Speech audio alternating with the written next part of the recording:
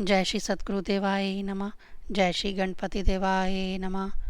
ओम कृष्णाय वासुदेवाय हरे परमात्मने प्रणतः कलेशनाशाय गोविंदाय नमो नमः।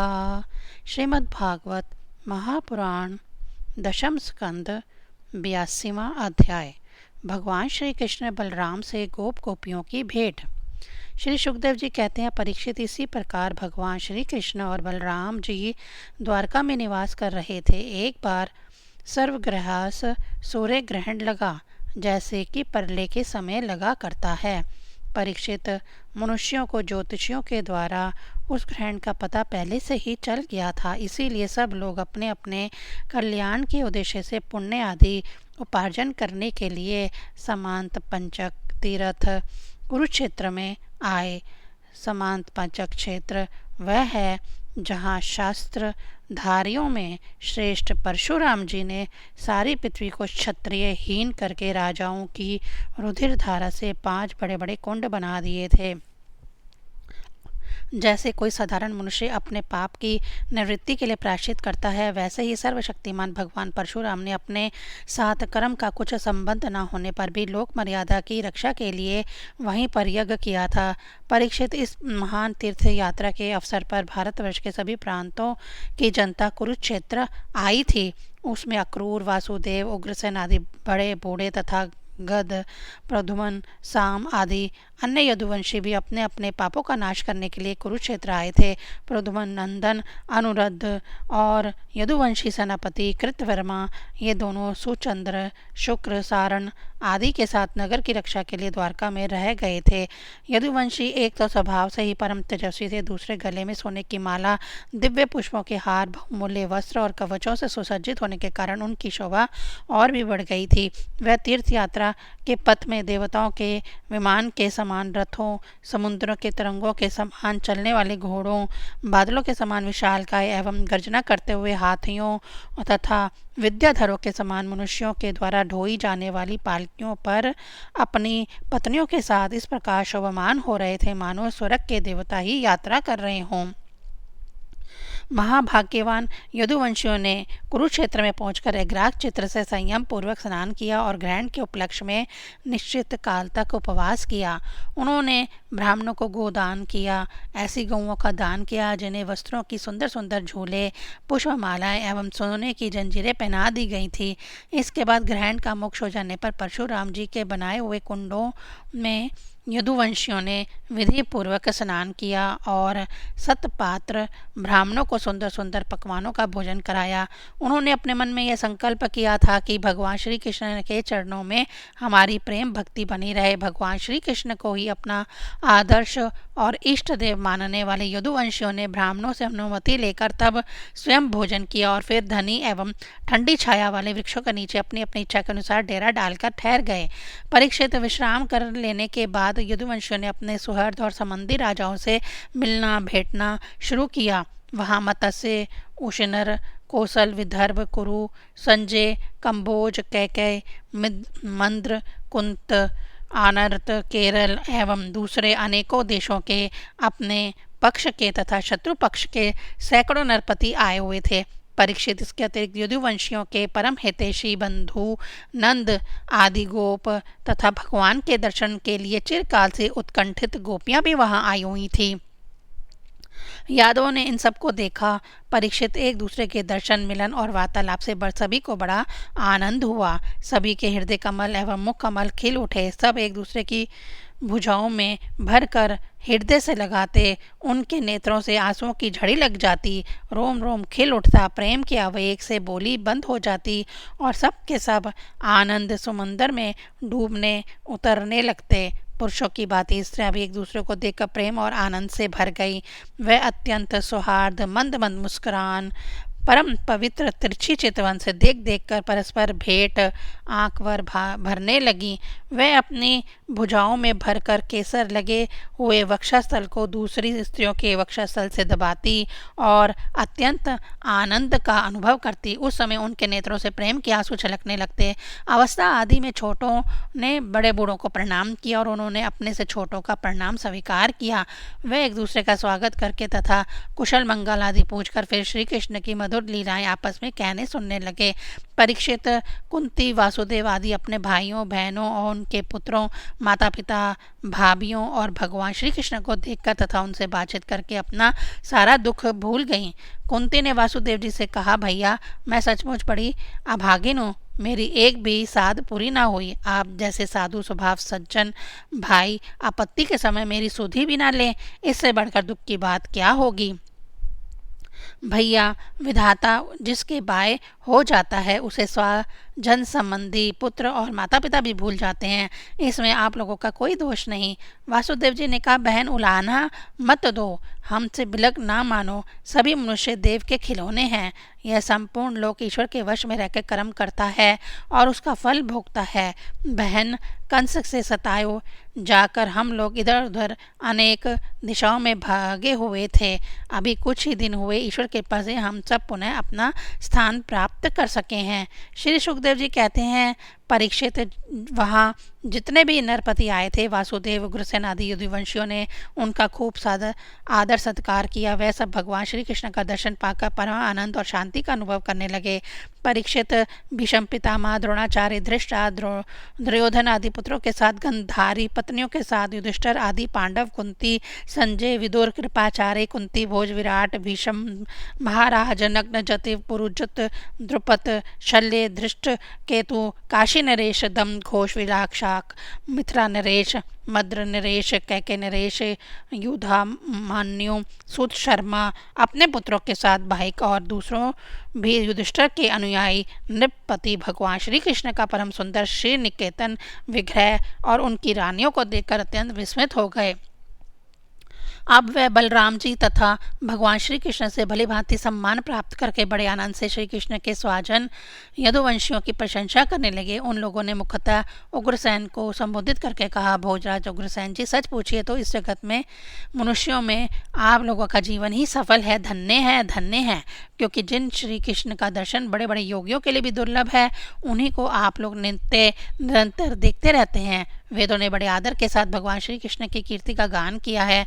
उनके चरण धोवन का जल, गंगा जल, उनकी वाणी, शस्त्र और उनकी कीर्ति इस जगत को अत्यंत पवित्र कर रही है। अभी हम लोगों के जीवन की ही बात है। समय के फेर से पृथ्वी का सारा सौभाग्य नष्ट हो चुका था, परंतु उनके चरण कमलों के स्पर्श से पृथ्वी में फिर समस्त शक्तियों का संचार हो गया और अब वह फिर से हमारी समस्त अभिलाषा मनोरथों को पूर्ण करने लगी। उग्रसेन जी, आप लोगों का श्री कृष्ण के साथ वैवाहिक एवं गोत्र संबंध है। यही नहीं, आप हर समय उनका दर्शन और स्पर्श प्राप्त करते रहते हैं, उनके साथ चलते हैं, बोलते हैं, सोते हैं, बैठते हैं और खाते पीते हैं। यूं तो आप लोग गृहस्थी के झंझटों में फंसे रहते हैं, जो नरक का मार्ग है, परंतु आप लोगों के घर में सर्वव्यापक विष्णु भगवान मूर्तिमान रूप से निवास करते हैं, जिनके दर्शन मात्र से स्वर्ग तथा मोक्ष तक की अभिलाषा मिट जाती है। श्री सुखदेव जी कहते हैं, परीक्षित, जब नंद बाबा को यह बात मालूम हुई कि श्री कृष्ण आदि यदुवंशी कुरुक्षेत्र में आए हुए हैं तथा तब वह गोपों के साथ अपनी सारी सामग्रियां गाड़ियों पर लाद कर अपने प्रिय पुत्र श्री कृष्ण बलराम आदि को देखने के लिए वहां आए। नंद आदि गोपों को देखकर सबके सब यदुवंशी आनंद से भर गए। वह इस प्रकार उठ खड़े हुए मानो मृत शरीर में प्राणों का संचार हो गया हो। वह लोग एक दूसरे से मिलने के लिए बहुत दिनों से आतुर हो रहे थे, इसलिए एक दूसरे को बहुत देर तक अत्यंत गाढ़ भाव से लंघन करते रहे। वासुदेव जी ने अत्यंत प्रेम और आनंद से विलोकन नंद जी को हृदय से लगा लिया।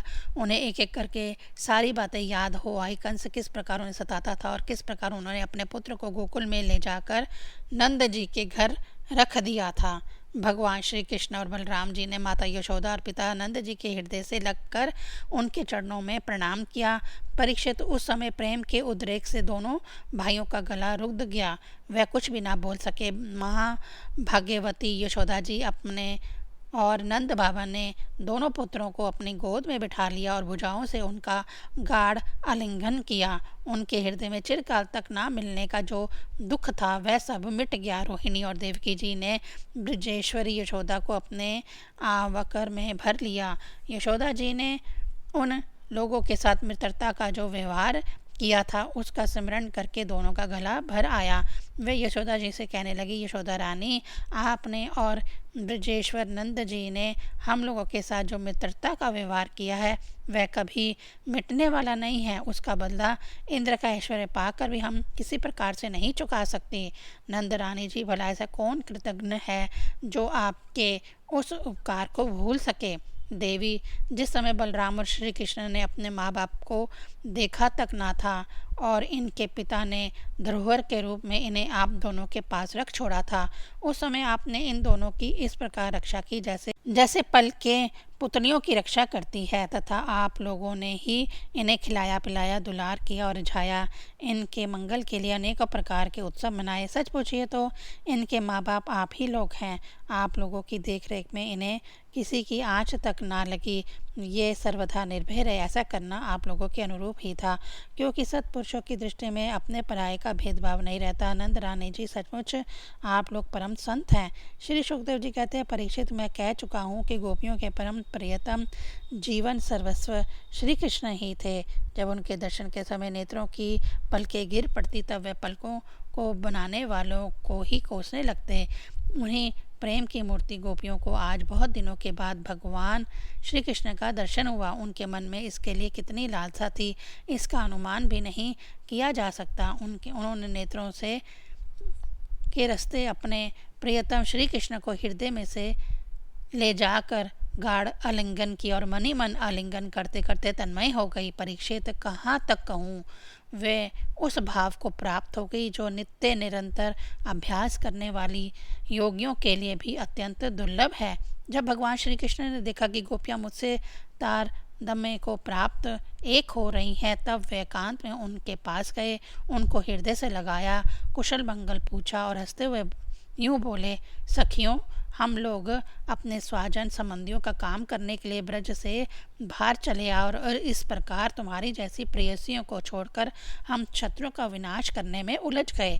बहुत दिन बीत गए, क्या कभी तुम लोग हमारा सिमरन भी करती हो? मेरी प्यारी गोपियों, कहीं तुम लोगों के मन में यह आशंका तो नहीं हो गई है कि मैं अकृतज्ञ हूँ और ऐसा समझकर तुम लोग हमसे बुरा तो नहीं मनाने लगी हो? निसंदेह भगवान ही प्राणियों के संयोग और वियोग के कारण है। जैसे वायु बादलों, तिनकों, रुई और धूल के कणों को एक दूसरे से मिला देती है और फिर स्वतंत्र रूप से उन्हें अलग अलग कर देती है, वैसे ही समस्त पदार्थों के निर्माता भगवान भी सबका संयोग वियोग अपनी इच्छा अनुसार करते रहते हैं। सखियों, यह बड़े सौभाग्य की बात है कि तुम सब लोगों को मेरा वह प्रेम प्राप्त हो चुका है जो मेरी ही प्राप्ति कराने वाला है, क्योंकि मेरे प्रति की हुई प्रेम भक्ति प्राणियों को अमृत तत्व यानी परमा आनंद धाम प्रदान करने में समर्थ है। प्यारी गोपियों, जैसे घट पट आदि जितने भी भौतिक पदार्थ हैं उनके आदि अंत और मध्य में, बाहर और भीतर उनके मूल कारण पृथ्वी, जल, वायु, अग्नि और काश ही ओत प्रोत हो रहे हैं, वैसे ही जितने भी पदार्थ हैं उनके पीछे, पहले, बीच में, बाहर और भीतर केवल मैं ही मैं हूँ। इसी प्रकार सभी प्राणियों के शरीर में यही पांचों भूत कारण रूप से स्थित हैं और आत्मा भोक्ता के रूप से अथवा जीव के रूप से स्थित हैं, परंतु मैं इन दोनों से परे अविनाशी सत्य हूँ। ये दोनों मेरे ही अंदर प्रतीत हो रहे हैं, तुम लोग ऐसा अनुभव करो। श्री सुखदेव जी कहते हैं, परीक्षित, भगवान श्री कृष्ण ने इस प्रकार गोपियों को अध्यात्म ज्ञान की शिक्षा से शिक्षित किया।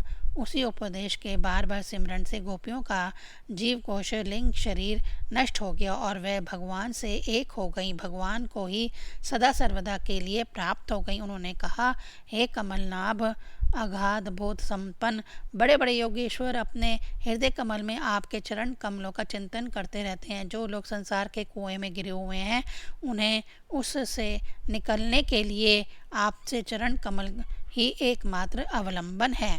प्रभु आप ऐसी कृपा कीजिए कि आपका वह चरण कमल घर गृहस्थी के काम करते रहने पर भी सदा सर्वदा हमारे हृदय में विराजमान रहे, हम एक क्षण के लिए भी उसे ना भूलें। 82वां अध्याय संपूर्ण। ओम नमो भगवते वासुदेवाय नमः।